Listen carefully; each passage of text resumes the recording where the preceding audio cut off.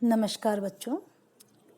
सूरदास के विनय के पदों के अंतर्गत आज हम पढ़ेंगे पद संख्या 5-6। पद आपके सामने है। अब मैं जानी देह बुढ़ानी, शीस पाँव कर कहो न मानत, तन की दशा सिरानी। कवि कहते हैं अब मुझे समझ में आ गया है कि यह देह बूढ़ी होने लगी है। शीस पाँव कर, कर अर्थात हाथ, शीस पाँव कर कहो न मानत, तन की दशा सिरानी। सिर, पैर और हाथ ये अब मेरा कहा नहीं मानते हैं। तन की दशा सिरानी और देह की दशा सिराने लगी है, समाप्त होने लगी है, अर्थात देह अब कमजोर होने लगी है। आन कहत आने कही आवत, कहना कुछ चाहता हूँ। आन माने अन्य। आन कहत आने कही आवत, कुछ कहना चाहता हूँ और कुछ कहा जाता है, अर्थात मुंह से कुछ और निकलता है। नैन नाक बहे पानी, और नैनों और नाक से पानी बहने लगा है। मिट गई चमक दमक अंग अंग की, शरीर के प्रत्येक अंग की चमक, यौवन में जो चमक होती है वह सारी चमक समाप्त हो गई है। गई जो सुमति हिरानी, और तो और वह जो सुमति थी, बुद्धि थी, तर्क शक्ति थी, वह भी हिरानी अर्थात समाप्त हो गई है, छुप गई है, विलुप्त हो गई है। ना ही रही कछु सुधि तन मन की, तन और मन दोनों की अब सुधि नहीं रह गई है। वह पहले जैसी सुधि अर्थात चेतना नहीं रह गई है। वह गई बात बिरानी, और बात अर्थात वचन अब पहले की तरह से वचन पर टिकने की क्षमता नहीं रही है। बात बिरानी, और बात जो है वह पराई हो गई है, अर्थात अपनी बात पर अब टिका नहीं जाता है। सूरदास प्रभु अब ही चेतले, भजले सारंग पानी। बच्चों ये जो अंतिम पंक्ति है इसमें कहीं कहीं पद में थोड़ा सा परिवर्तन भी देखने को मिलता है, तो इसका आप इस तरह से देखिए इसे। सूरदास प्रभु अब ही चेतले, भजले सारंग पानी। और सूर कहते हैं कि हे मेरे मन, अब जब वृद्धावस्था आ गई है, कम से कम इस अवस्था में तो सचेत हो जा।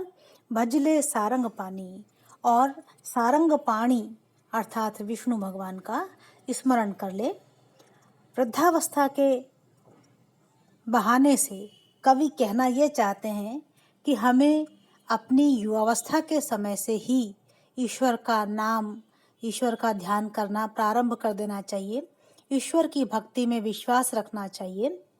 इस पद में बच्चों ब्रज भाषा का सुंदर सौंदर्य देखने को मिलता है। विशेष रूप से एक तो इसमें संगीतात्मकता है, नाद सौंदर्य है, नैन नाक बह पानी, अनुप्रास का बड़ा सुंदर उपयोग इसमें किया गया है। और अंग अंग शब्द में पुनरुक्ति प्रकाश अलंकार है। इस प्रकार से इस पद में कवि ने मनुष्य के मन को चेताने के लिए कहा है। अगला पद देखिए बच्चों, छठा पद। अब के माधव मोहि उघारी, मगन हों भव अम्बु निधि में, कृपा सिंधु मुरारी। नीर अति गंभीर माया, लोभ लहर तरंग, लिए जात अगाध जल को, गहे ग्राह अनंग। बच्चों ये पूरा का पूरा जो पद है यह रूपक अलंकार का पद है, और इसमें कवि ने ये रूपक बांधा है कि मनुष्य जो है वह इस संसार रूपी सागर के अथाह जल में माया, मोह, लोभ, क्रोध आदि से घिरा हुआ डूबता ही चला जाता है। और अंत में कवि ने श्री कृष्ण से अपने उद्धार की प्रार्थना की है।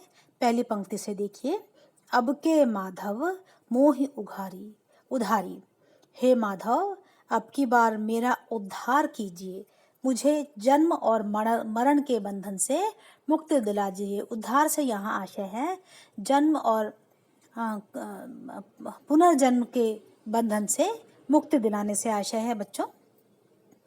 मगन हों भव अम्बु निधि में, भव अर्थात संसार और अम्बु निधि का अर्थ है सागर। कवि कह रहे हैं, सूरदास कह रहे हैं कि इस संसार रूपी सागर में मैं बहुत मगन हो गया, यहीं का होकर के रह गया, इसी के आनंद में समा करके रह गया। कृपा सिंधु मुरारी, हे कृपा सिंधु, हे कृपा के सागर, हे मुरारी। मुर नामक राक्षस को मारने के कारण श्री कृष्ण का एक नाम मुरारी भी है बच्चों। तो सूरदास यहाँ कहते हैं, हे कृपा के सागर, हे मुरारी, आप तो सभी दुष्टों को नष्ट करने वाले हैं, फिर जिन सांसारिक बुराइयों से मैं घिरा हूँ उन्हें आप अवश्य नष्ट कर देंगे। इसीलिए हे कृपा सिंधु, इस संसार रूपी सागर में अभी तक मैं जो निमग्न था तो वहाँ से मुझे बाहर निकालिए और जन्म जन्मांतरों के बंधनों से मुक्ति दिलाइए। नीर अति गंभीर माया, इस संसार सागर में अपरंपार जल है, गंभीर माया, और इसकी माया बड़ी गहरी है, अर्थात इसकी माया समझ में नहीं आती है, क्योंकि यह मनुष्य को अपने आप में ऐसा उलझा के रखती है कि मनुष्य की दृष्टि सांसारिक मात्र होकर के रह जाती है। लोभ लहर तरंग, और यह जो संसार रूपी सागर है इसमें लोभ रूपी लहरें तरंगित होती रहती हैं, उठती रहती हैं, अर्थात लोभ यहाँ शांति नहीं होने देता है। लिए जात अगाध जल को गहे ग्राह अनंग, अनंग से अर्थ है बच्चों कामदेव से, और ग्राह से अर्थ है मगर, मगरमच्छ जिसे हम कहते हैं, कि कामदेव रूपी मगरमच्छ गहे पकड़ करके अगाध जल को, अर्थात जल की गहराइयों में खींच करके ले जाता है, संसार रूपी सागर की गहराइयों में खींच करके ले जाता है।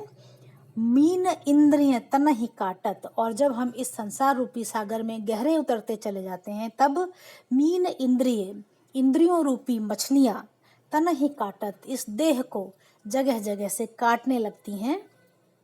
मोट अघ सिर पाप, और ऊपर से मोट अघ सिर पाप, अघ माने पाप, कि सिर पर पापों की एक बहुत मोटी गठरी और रखी हुई है, अर्थात जब सिर पर कुछ बोझ रखा है तो इस संसार रूपी सागर में तो डूबते ही जाना है, तो यह बोझ है, पापों का बोझ है। यहाँ पर पग न इत उत धरनी पावतसी उरझी मोह सेवार, सूर कहते हैं कि पगन इत उत धरनी पावतसी, कि किसी भी प्रकार से मैं अपनी रक्षा के लिए अपने पावों को इधर उधर नहीं कर पा रहा हूँ। क्यों?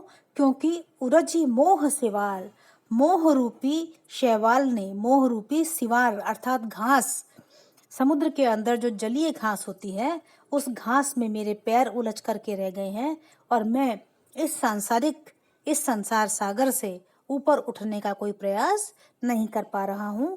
काम क्रोध गुमान तृष्णा पवन अति झकझोर, काम क्रोध गुमान तृष्णा, काम क्रोध अहंकार और तृष्णाएं अर्थात लालसाएं, ये पवन चारों ओर से इस संसार रूपी सागर के जल को झकझोरती रहती हैं। ना ही चितवन देत तिय सुत नाम नौका और परिवार का जो बंधन है वह भी संसार से मुक्ति नहीं मिलने देता है। इसी ओर इशारा करते हुए यहाँ सूर कह रहे हैं कि ना ही चितवन देत तिय सुत, तिय अर्थात पत्नी और सुत अर्थात पुत्र, पत्नी और पुत्र जो हैं वे भी नाम नौका, आपके नाम रूपी नौका की ओर देखने भी नहीं देते हैं। इस संसार सागर से जो बाहर निकाल सकती है वह आपके नाम रूपी नौका ही है, और इस नौका की ओर पत्नी और पुत्र का मोह मुझे देखने भी नहीं देता है। थक्यो बीच बेहाल विवल सुनहु करुणामूल, हे करुणामूल, हे करुणामय, थक्यो बीच बेहाल, और इस प्रकार से मैं इस संसार सागर के बीच में आकर के थक गया हूँ, बेहाल और विवल हो गया हूँ, व्याकुल हो गया हूँ। श्याम भुज गही काढ़ी डारहूँ सूर ब्रज के कूल, और अब वे ये प्रार्थना करते हैं कि हे श्याम, हे श्री कृष्ण, भुज गही, मेरी बाह पकड़ करके आप मुझे इस संसार रूपी सागर से बाहर निकालिए। और कहाँ निकालने की प्रार्थना वे करते हैं? सूर ब्रज के कूल, यमुना के उस किनारे पर जहाँ ब्रज स्थित है और जो श्री कृष्ण की जन्मभूमि है। इस प्रकार से बच्चों इस पूरे के पूरे पद में कवि ने रूपक बांधा है और उस रूपक के माध्यम से यह संकेत किया है कि संसार एक सागर है जिसमें मोह, लोभ, लालसाएं, तृष्णाएं, अहंकार, क्रोध, माया, ये नाना प्रकार की जो बुरी प्रवृत्तियां हैं मनुष्य को ईश्वर का नाम स्मरण नहीं करने देती हैं। इसलिए कवि ने इनसे सचेत होकर के, इनसे दूर रख करके श्री कृष्ण से प्रार्थना की है कि हे ईश्वर, अब की बार आप मुझे इन सब से मुक्ति दिलाइए और इस संसार रूपी सागर के पार उतारिए। पूरे के पूरे पद में रूपक अलंकार है और हमेशा की तरह से इसमें इनकी भाषा सरल है और ब्रज भाषा का सुंदर सौंदर्य यहाँ पर देखने को मिलता है।